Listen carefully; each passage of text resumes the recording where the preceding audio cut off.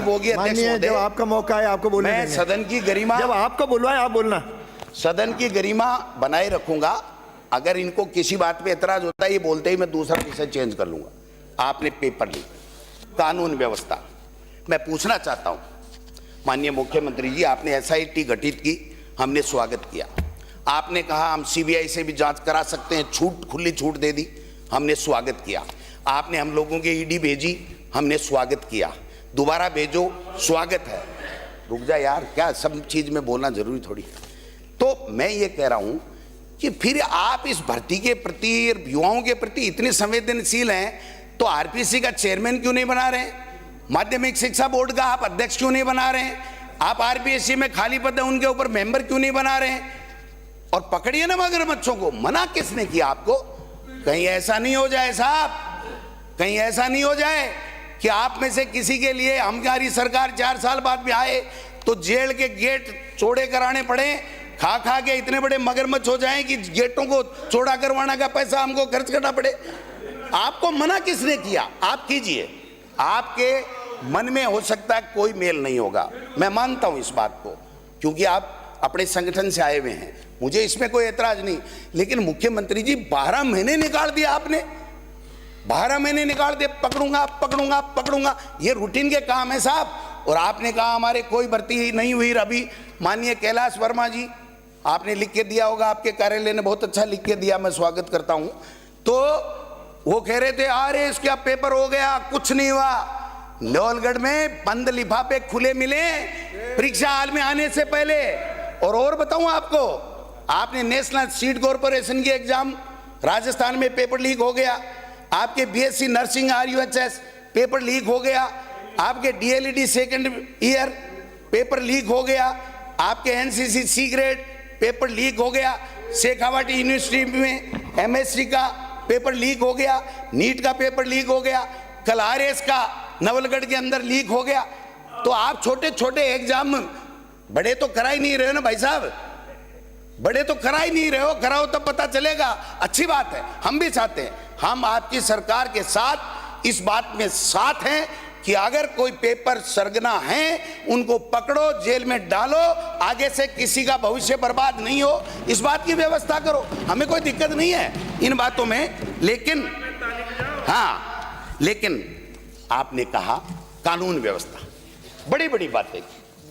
कानून व्यवस्था, नाबालिग बच्चियों से जो दरिंदगी हुई 3.34% अधिक, 2022 की तुलना में नाबालिग बच्चियों से दरिंदगी 10.12%।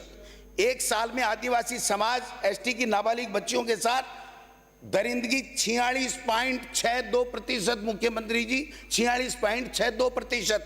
और 2024 में पोक्सो एक्ट के रिकॉर्ड 2182 आज तक के इतिहास में दर्ज नहीं हुए, उतने हुए हैं।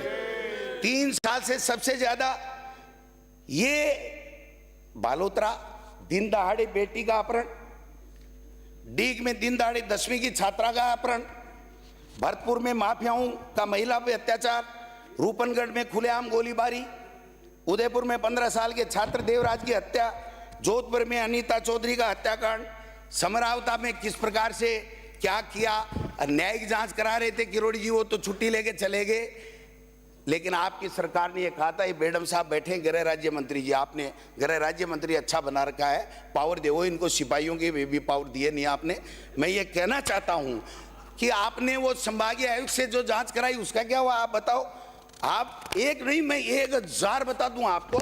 आप देखिए, दौसा में माफियाओं के सामने पुलिस का सरेंडर, टोंक में खनन माफियाओं कांस्टेबल की हत्या, सवाई माधोपुर में एसडीएम जाब्ता मांगता रहा, अवैध बजरी निकलते रहे, मालपुरा में माफियाओं पुलिस पर हमला, 12 में पुलिस पर फायरिंग, बालातरू में कृष्णाराम मेघवाल हत्याकांड, शिक्षक शंकरलाल मेघवाल, बूंदी में शिक्षक, बाड़मेर में व्यापार मंडल अध्यक्ष उदयलाल जैन की हत्या, हनुमानगढ़ में, जोधपुर में 15 दिन की बच्ची 5 बच्चियों से हैवानियत 15 दिन में, अलमेर में आईसीयू में महिलाओं का रेप, जयपुर में पुलिस थाने में क्वार्टर में छात्रा का रेप, बीकानेर में डूंगरगढ़ में स्कूली छात्रा, जालोर में प्रिंसिपल की बच्ची, दरिंदगी हैवानियत। और एक कल परसों शर्म की बात है कि एक शिक्षक जिसको आपने बर्खास्त कर दिया, मंत्री जी चले गए, मैं पूछना चाहता हूं मुख्यमंत्री जी, उसको बर्खास्त कर दिया अश्लील हरकत के कारण से, लेकिन माननीय आपके शिक्षा मंत्री जी ने उसको कोऑर्डिनेटर लगाने के लिए सिफारिश की है। जनता जानना चाहती है कि शिक्षा मंत्री जी का उस व्यक्ति से, मैं उसका नाम नहीं लेना चाहता इस सदन के अंदर, इतना घृणित काम करता है, उसकी सिफारिश आप कर रहे हो भाई साहब। तो ये कहां आप किस तरीके से क्या बातें कर रहे हो, मेरे तो यही समझ में आ रहा। आपने जिले संभाग खत्म कर दिए, जिले संभाग खत्म कर दिए साहब आपने। 5 मिनट जिले संभाग, मुख्यमंत्री जी सुन रहे हैं आराम से, चिंता मत करो, मैं नहीं आ रहा हूं, मैं नहीं आ रहा हूं, मैं लास्ट में आऊंगा एक बात पे। जिले संभाग आपने मुख्यमंत्री जी क्या सोच के किए साहब? वो एक जो रिपोर्ट है ना आपके बीजेपी के कार्यकर्ता ने दी है, बाड़मेर वाले रिटायर्ड आईएएस ने, बीजेपी ज्वाइन कर चुका हो लोकसभा के दौरान, मंच के ऊपर मोदी जी के सामने फोटो है उसकी, और उससे आपने हमारे जिले ही खत्म करा दिए, संभाग ही खत्म करा दिए। थोड़ा बहुत दायां बायां कर देते। आप मुख्यमंत्री हैं साहब, इतिहास। और फिर अगर इतना ही अच्छा आपने काम कर दिया जिले और संभाग खत्म करके, तो महामहिम राज्यपाल से एक बात तो लिखवा देते आप कि हमने बहुत अच्छा काम किया। जब और ही लिखवाया तो ये भी लिखवा देते। आप बिजली को, किसानों की बिजली को निजी हाथों में दे रहे हो, वो ही लिखवा देते कि हम निजी दे देंगे। तो सवाल ये है कि मैं लंबी बात पे नहीं जाऊंगा। आपने 1 नेशन और 1 इलेक्शन, क्या सगुपा लाए हो साहब? इसको 5 साल बनाए रखना। आपकी वाई वाई हो जाएगी कि एक इतिहास पुरुष आया था, आदरणीय भजनलाल शर्मा जी मुख्यमंत्री बने तो कैसे जनता को राहत प्रदान की कि इन्हीं सरपंचों के कार्यकाल बढ़ा दिए। माननीय अध्यक्ष महोदय, मुख्यमंत्री जी से कहना चाहता हूं, आपने झुंझुना पकड़ा दिया, लेकिन पंचायती राज संस्थाओं को प्राप्त होने वाली एसएफसी 6 राज्य वित्त आयोग की 2024-25 की बकाया राशि 3800 करोड़ और 23-24 की सेकंड की 1400 करोड़, उसमें से थोड़ा सा राशि दी है। 5000 करोड़ रुपए आपने ग्राम पंचायतों की, पंचायत समिति की, जिला परिषदों के पैसे रोक रखे हैं। आपके पास ढेला नहीं है देने के लिए। आप काय का बढ़ा रहे हो और कैसे कराओगे? 1 नेशन 1 इलेक्शन। एक नई इकाई जिस दिन गठित होगी उस दिन पुरानी इकाई का विघटन होगा, और पुरानी इकाई विघटित होगी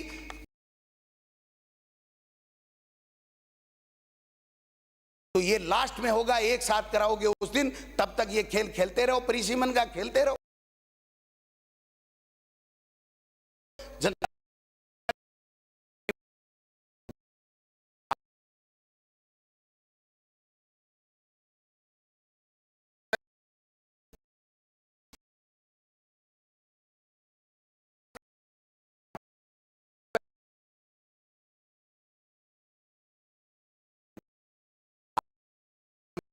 12,000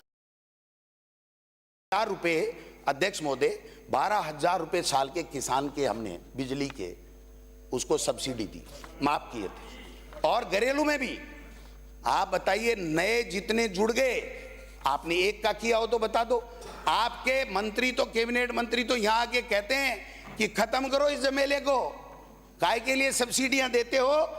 एक जो बात आप बार बार कहते हो, मैं उसका जवाब देना चाहता हूं, आप मनन करना, अधिकारियों से पूछ लेना। आप कह रहे हो बिजली मैंने ऐसा कर दिया, ऐसा कर दिया हमारी सरकार ने। भाई साहब, 4 घंटे बिजली नहीं मिली किसान को, वसुंधरा जी के समय भी और अशोक गहलोत जी के समय भी 10 साल तक 6 घंटे किसान को बिजली मिली फसल के समय। आपके आने के बाद में 4 घंटे बिजली नहीं मिली। और जो बिजली आप कह रहे हो ना, हमारे पास बिजली आ रही है, बिजली आ रही है, बिजली आ रही है, कोई ऊपर से चमक चमक के थोड़ी आ रही है।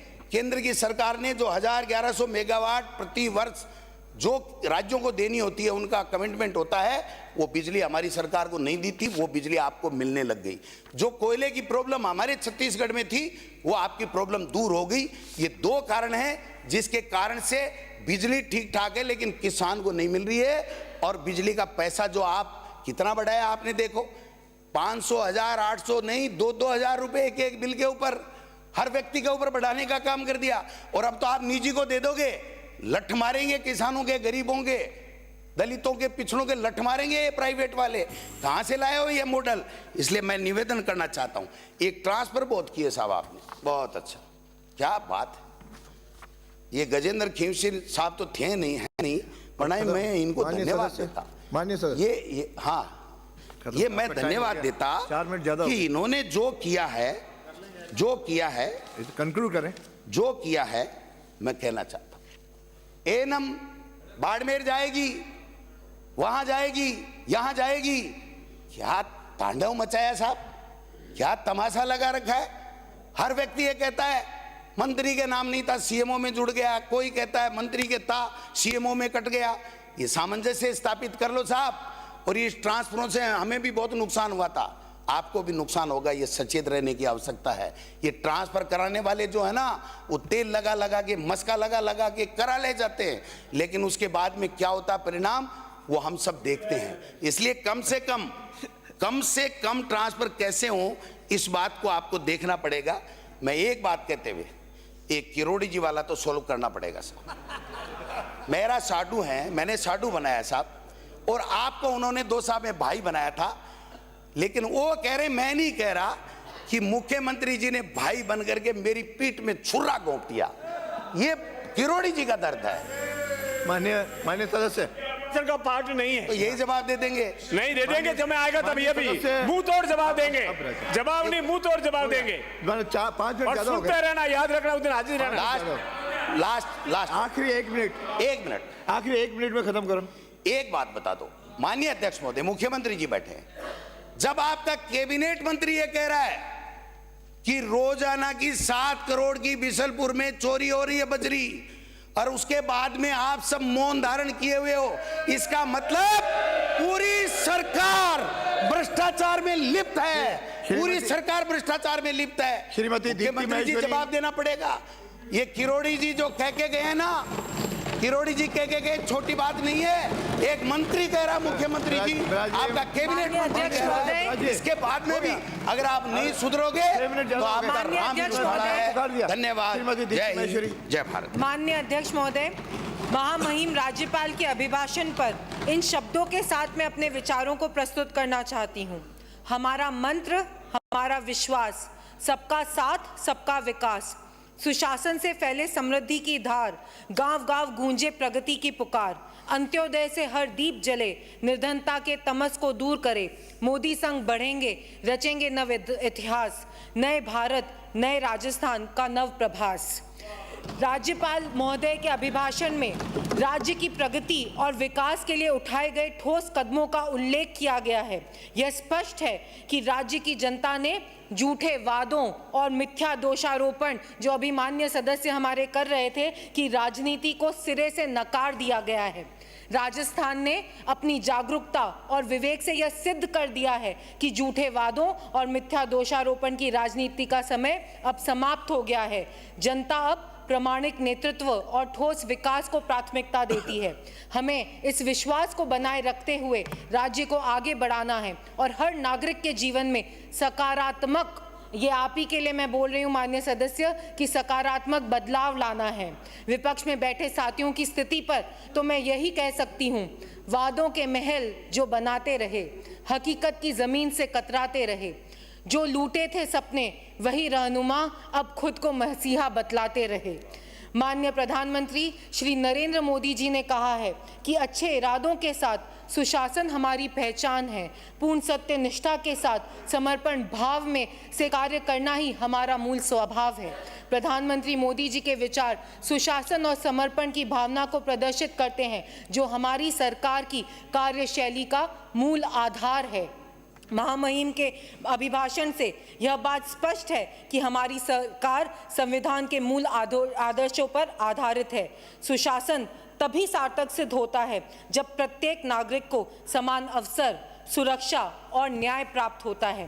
राजस्थान सरकार ने इस दिशा में कई महत्वपूर्ण कदम उठाए हैं। विकास योजनाओं को जमीनी स्तर पर लागू करते हुए सरकार ने शिक्षा, स्वास्थ्य और आधारभूत संरचना में उल्लेखनीय सुधार किए हैं। इसके अलावा कानून व्यवस्था को सुदृढ़ करना और वंचित वर्गों को सशक्त करना हमारी प्राथमिकता रही है।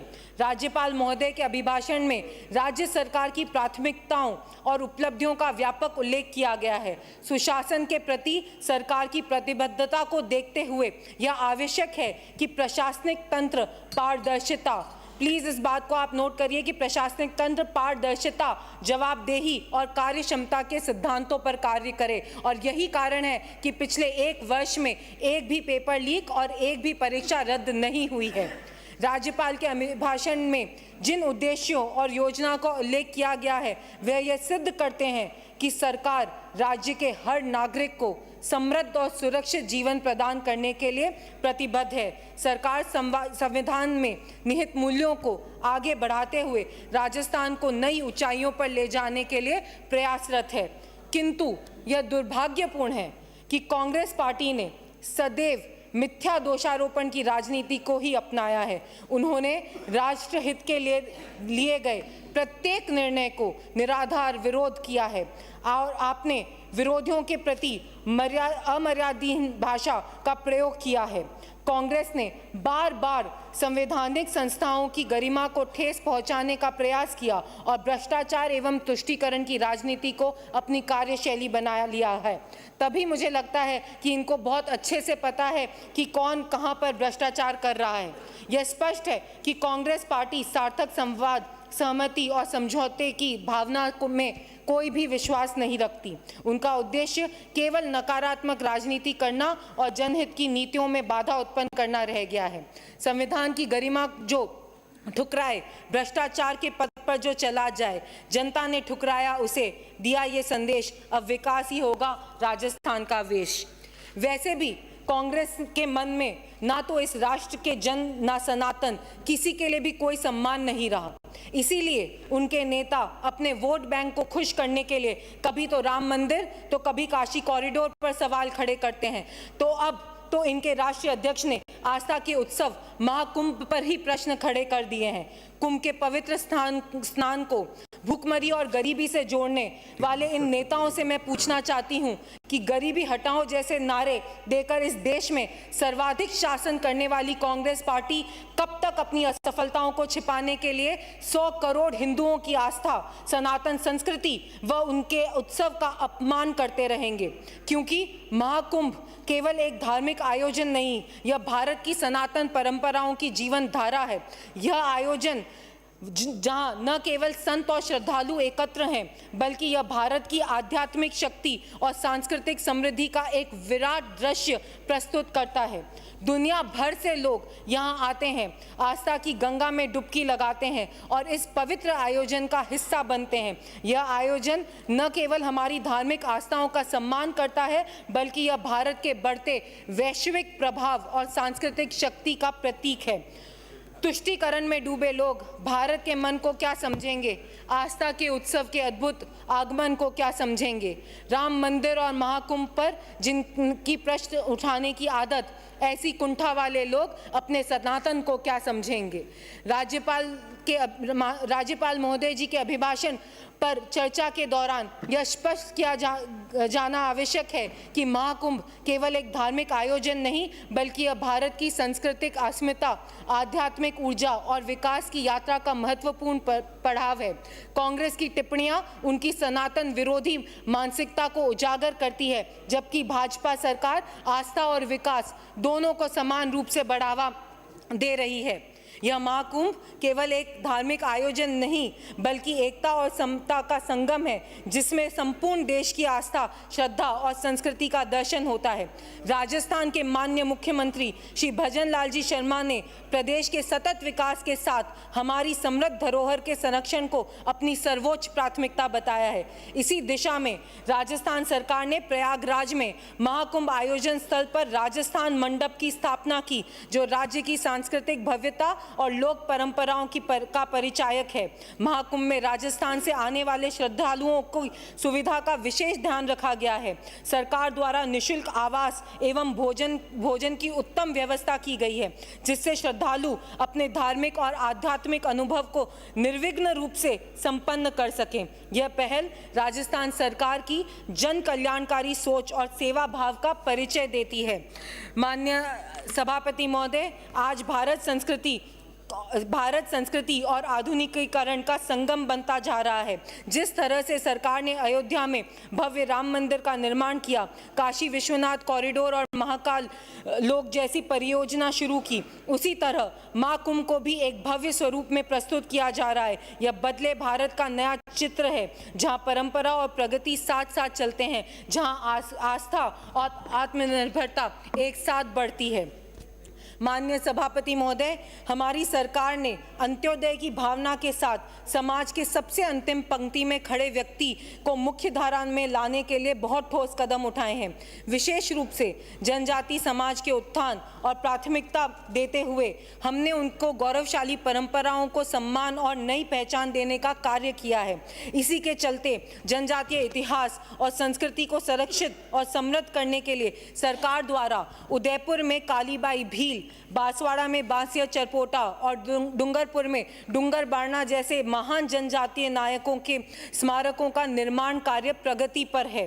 ये स्मारक न केवल जनजाति समाज के गौरवशाली अतीत की गाथा को प्रस्तुत करेंगे, बल्कि युवाओं को अपनी सांस्कृतिक विरासत से जोड़ने को भी सहायक सिद्ध होंगे। जनजातीय क्षेत्रों में संरचना विकास और आर्थिक सुदृढ़ीकरण को तीव्र गति से आगे बढ़ाया जा रहा है। सड़क, स्वास्थ्य, शिक्षा, पेयजल और संचार सुविधाओं का विस्तार किया जा रहा है ताकि जनजाति समाज को सामाजिक और आर्थिक रूप से आत्मनिर्भर बनाया जा सके। हमारी सरकार ने बेणेश्वर धाम और मानगढ़ जैसे पवित्र स्थलों को भी समग्र विकास को अपनी प्राथमिकता में रखा है। इन स्थलों को वैश्विक पहचान दिलाने और श्रद्धालुओं की सुविधा के लिए आधारभूत ढांचे को सुदृढ़ किया जा रहा है, जिससे ये क्षेत्र धार्मिक और सांस्कृतिक पर्यटन का प्रमुख केंद्र बन सकते हैं। किंतु यह बहुत दुर्भाग्यपूर्ण है कि कांग्रेस पार्टी जनजाति समाज को सनातन धर्म से अलग करने की राजनीति कर रही है। उनका यह प्रयास समाज को बांटने और सांस्कृतिक कमजोर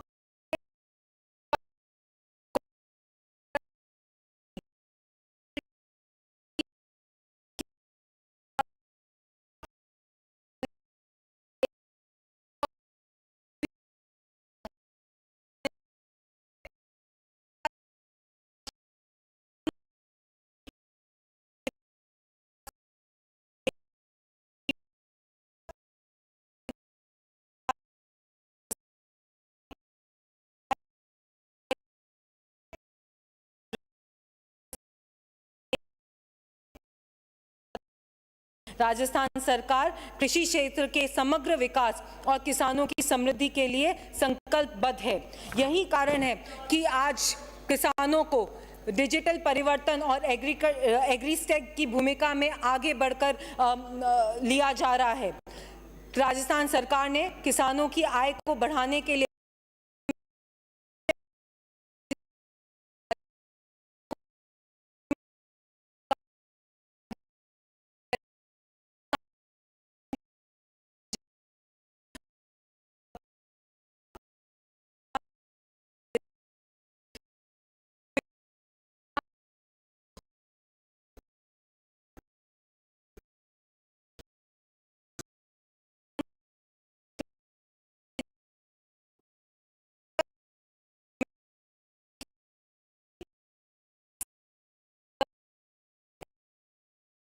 माध्यम से किसानों से जुड़ी विभिन्न सूचनाओं का एक व्यापक डिजिटल डेटाबेस तैयार किया जा रहा है, जिस डेटाबेस से एग्रीसेक के माध्यम से किसानों की जनसंख्या की जानकारी, जमीन की जानकारी और उनकी बोई गई फसलों के बारे में विस्तृत डेटा एकत्र किया जाता है।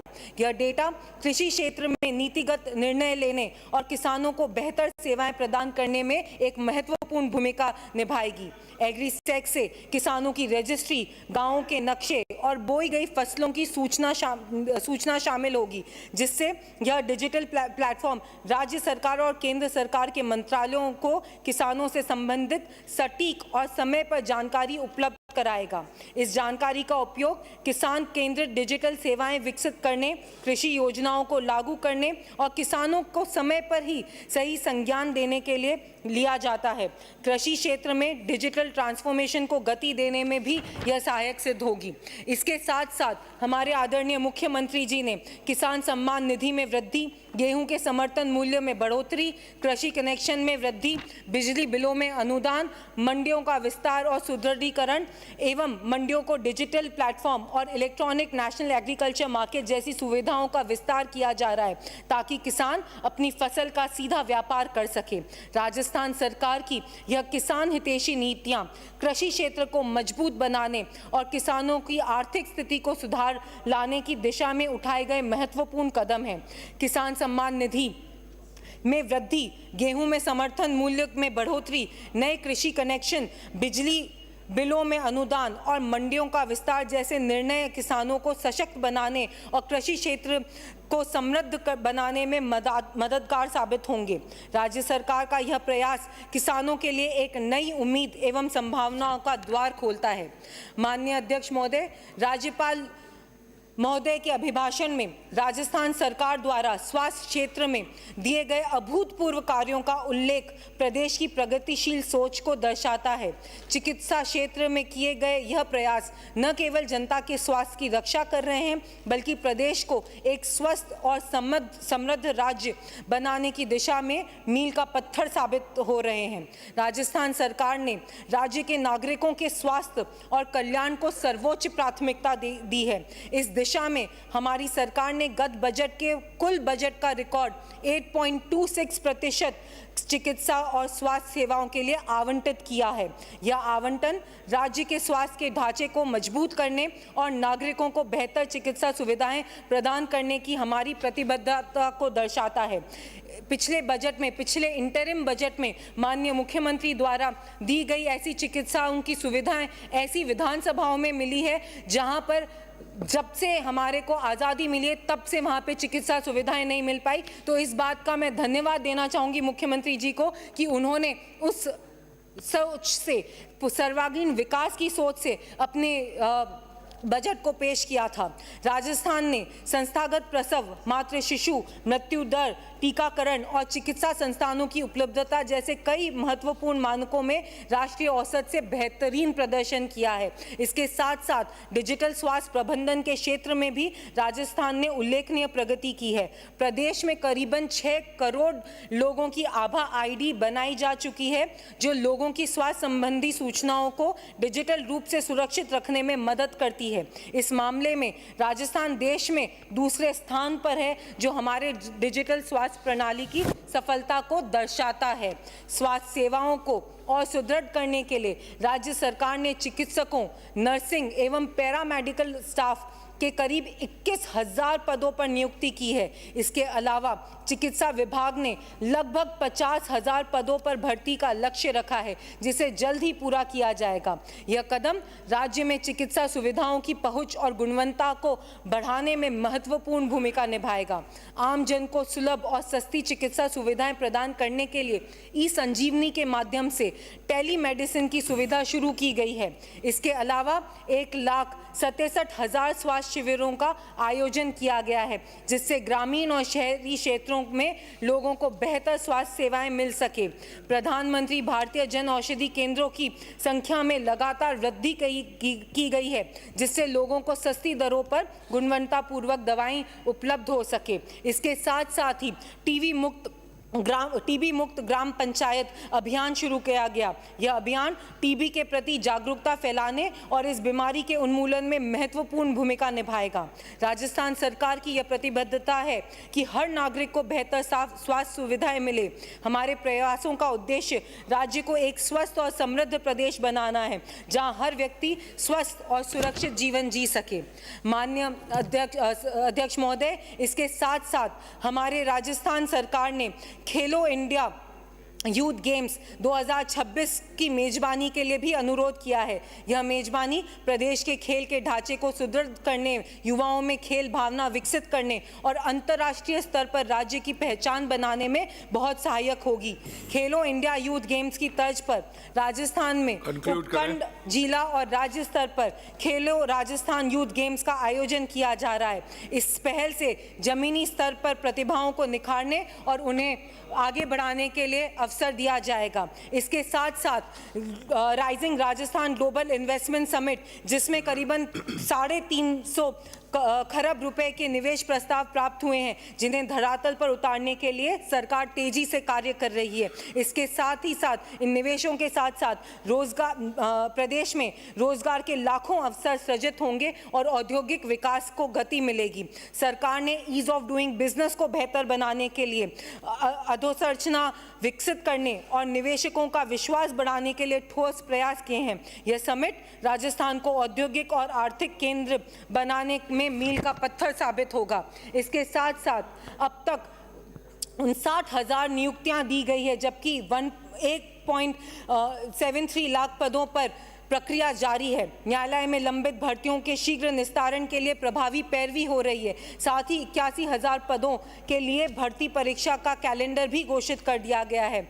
राज्य सरकार युवाओं को रोजगार प्रदान करने के लिए और प्रक्रिया को पारदर्शी बनाने के लिए निरंतर प्रयास कर रही है। हमारी सरकार ने ऐसे क्षेत्रों में चयनित करके महाविद्यालय खोले गए हैं। करीबन 37 नए राजकीय महाविद्यालय और 6 नए राजकीय पॉलिटेक्निक महाविद्यालय स्थापित किए गए हैं। यह पहल छोटे शहरों और पिछड़े क्षेत्रों के, मैं 2 मिनट लूंगी कंक्लूड करने के लिए, मैं युवाओं के लिए शिक्षा के नए द्वार खोलने के साथ ही उन्हें आत्मनिर्भर बनाने की दिशा में एक बड़ा कदम है। महिलाओं के लिए भी हमारी सरकार ने बहुत सारी नई स्कीम्स चालू करी है, जिसमें प्रधानमंत्री मातृ वंदन योजना वे कैसे आत्मनिर्भर हो सकें, राजसखी के माध्यम से आंगनबाड़ी कार्यकर्ताओं को 10% राज्य निधि में बढ़ोतरी और मुख्यमंत्री अमृत आहार योजना एवं लाडो प्रोत्साहन योजना जैसी कई योजनाएं महिलाओं के लिए चालू की गई। इसके साथ ही साथ हमारे आदरणीय स्वर्गीय अटल जी के जीवन से प्रेरणा लेते हुए राज्य सरकार ने प्रदेश को सुशासन का आदर्श राज्य बनाने के लिए कृत संकल्पित है। आज हमारे देश में 2 विचारधाराओं के बीच में एक स्पष्ट संघर्ष का सामना हो रहा है। यह संघर्ष केवल राजनीतिक नहीं रहा, बल्कि यह हमारे राष्ट्र के भविष्य, उसके विकास और उसकी एकता अखंडता के लिए अत्यंत महत्वपूर्ण है। मैं इन शब्दों के साथ महामहिम राज्यपाल के अभिभाषण पर प्रस्तुत धन्यवाद प्रस्ताव आपकी अनुमति से उक्त प्रस्ताव का अनुमोदन करती हूं। अंत में अपनी बात को कंक्लूड करते हुए मैं आप सबसे यही कहूंगी, सबका साथ सबका विकास का इरादा है। हर गरीब के चेहरे पर मुस्कान हमारा वादा है। अंत्योदय से जगमगाएगा हर एक गांव, सुशासन से बढ़ेगा राजस्थान का नाम। मोदी के संग चलें, रचे नए इतिहास, विकसित भारत का अब है ये प्रयास। निर्धनता के अंधेरों को मिटाएंगे, नया भारत नया राजस्थान बनाएंगे, प्रगति की लहर हर ओर लाएंगे, सबको साथ लेकर देश सजाएंगे। धन्यवाद। श्री श्रवण कुमार